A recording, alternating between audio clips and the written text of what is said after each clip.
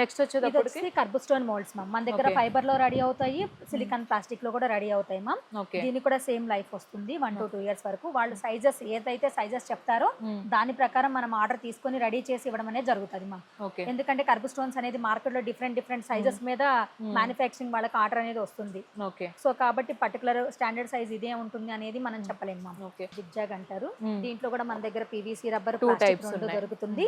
ఇది roof tile అంటారు ma'am. ఇది సిలికాన్ పీవీసీ రబ్బర్ లోనే దొరుకుతుంది మౌల్డ్. ఈ మోల్డ్ ఇది రూఫ్ టైల్స్ అంటే మనకి ఏదైనా ఎలివేషన్ కి విల్లాస్ అది కట్టేటప్పుడు ఎలివేషన్ కి యూజ్ అవుతుంది మ్యామ్. ఇది కూడా అలాగే ఇలా డిఫరెంట్ షేప్స్ మ్యామ్. మన దగ్గర సిలికాన్ పీవీసీ రబ్బర్ లో, సిలికాన్ ప్లాస్టిక్ లో రెండిట్లో అవైలబుల్ ఉంటుంది.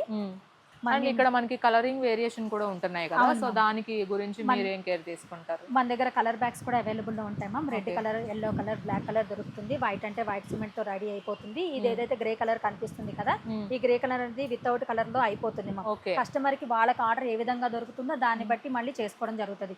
కొన్ని కలర్ షేడ్లు మిక్స్ చేస్తే ఇంకొక షేడ్ అనేది వేరే కలర్స్ వస్తుంది. అది ఎవరికి టేస్ట్ కి తగ్గట్టు అదంతా ఇంజనీర్ సైట్ దగ్గరికి వెళ్ళినప్పుడు మ్యానుఫ్యాక్చరింగ్ చేసేటప్పుడు ఎక్స్ప్లెయిన్ చేస్తారు మ్యామ్.